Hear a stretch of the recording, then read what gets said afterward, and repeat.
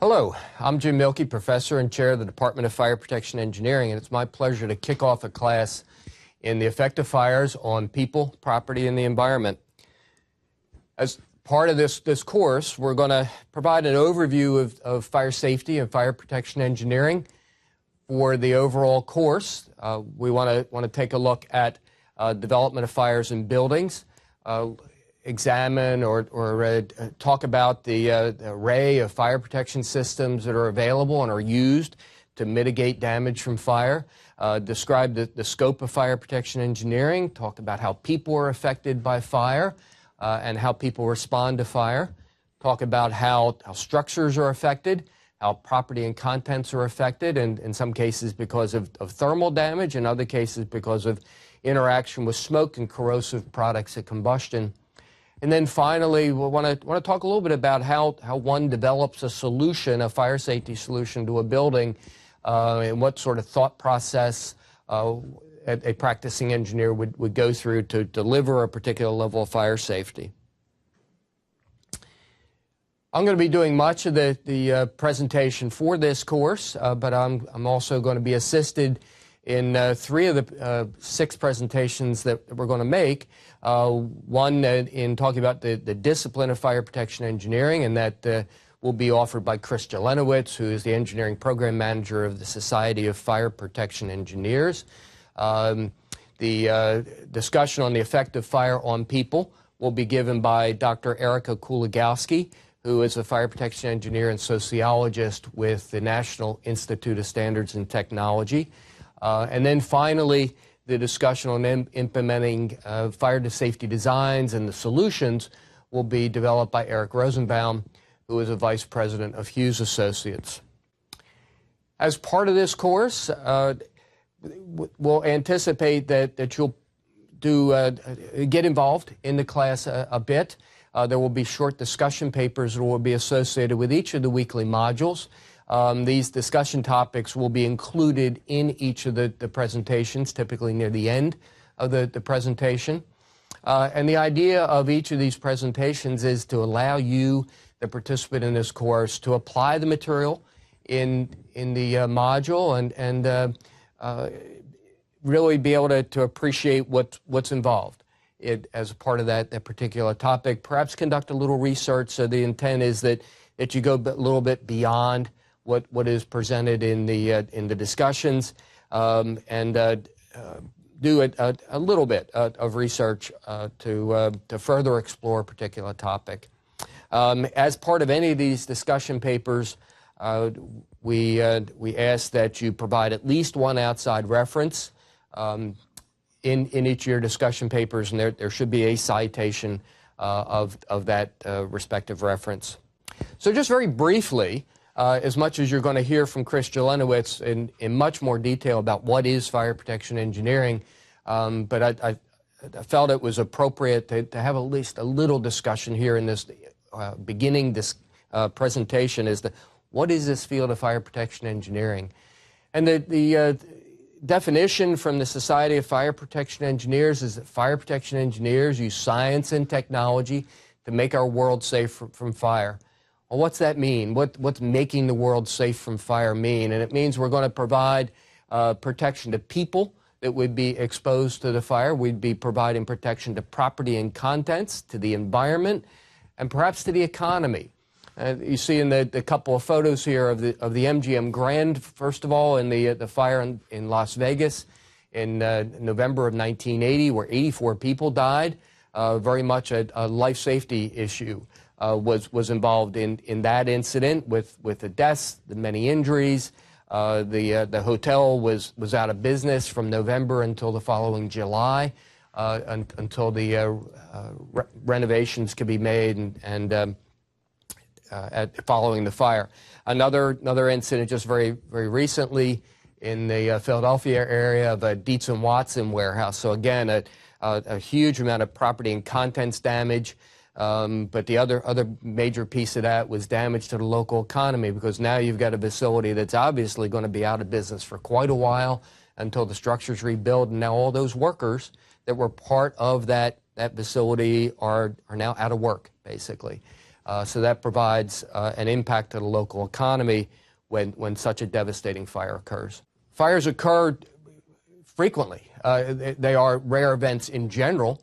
For any one of us, it's rare that we experience a fire in our own personal lives, but they occur. And as you think about the media reports that you find that fires are in the media pretty much all the time. They occur in all areas of our world. Certainly, much of our focus is going to be on building fires. So this is a fire in Los Angeles in the 1990s. There are fires in our homes or in homes. This is the Dietz and Watson fire, again, from a little different perspective, or earlier in the day. As that was going, they occur in cruise ships, an assortment of transportation vehicles, and our space capsules are not immune from that. With the Apollo fire that killed astronauts in that incident. And then there are wildland fires that occur as well. We'll mention just again in a beginning sort of overview. So this course is being provided from the Fire Protection Engineering Department at the University of Maryland. And the one item that I'll mention about our program at Maryland is that we're unique. We are the only professionally accredited fire protection engineering undergraduate program in the United States. So that makes us very, very special, very unique sort of institution. Further, at Maryland, we have one of 3 fire protection engineering graduate degrees in the United States. So that the combination of the undergrad and the graduate program at any American university is only here. Again, you'll hear more about the discipline of fire protection engineering, but a question that often comes up for a student that gets in our degree program here, where might they go for employers? And you can see logos of several of the employers. And the first way I should answer where do the fire protection engineering graduates go for employment, the comment I'd make is that they basically go to the same type of entities as any other engineer. So fire protection engineers are not particularly special in that regard.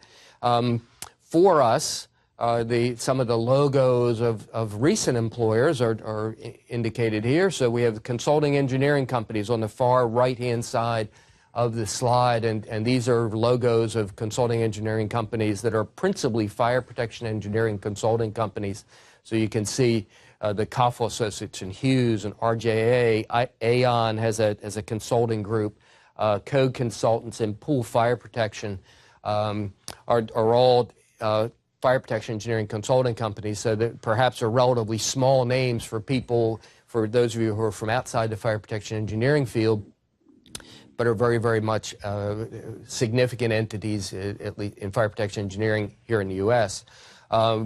Fortune 500 companies employ fire protection engineers, and you can recognize logos from several of the entities. Many of these people, the Marriott and Disney World, ExxonMobil, Intel, all the fire protection engineers there are involved with protecting or being concerned with protecting the facilities of that corporation. Siemens and Simplex Grinnell are manufacturers of products, of fire protection products. So the engineers that are there look at products, and then those at UL are looking at those products, but from a certification or a listing process. And then finally, the government agencies hire fire protection engineers just like they hire any other engineering discipline. So you see some logos here of fire protection engineers working with government agencies where they're involved in research, perhaps in setting regulation, or again, perhaps in overseeing the fire safety of the facilities of that agency. The one exception to that profile would be those at ATF, that is a fire investigation group that gets involved traveling nationally to a fire investigation where there's the possibility of a federal crime that's been committed, or perhaps where local fire investigators need some help with the investigation that they're confronted with. So with that very brief introduction, again, we'll hear much more of that in another segment from Chris Jelenowitz, but wanted to provide a little perspective for you as we start our walk through this introductory course. And talking about fire protection engineers and what is the discipline, we've said that fire protection engineers use science and technology to make our world safe from fire. And then finally, or second, want to emphasize one of the key characteristics and why this is being offered from Maryland is that the University of Maryland Fire Protection Engineering program is truly one of a kind, having the only ABET accredited undergraduate program in the country and also having a graduate degree program here as well. So with that, we'll bring this to a close and come back with another segment very briefly that we'll talk about fire behavior.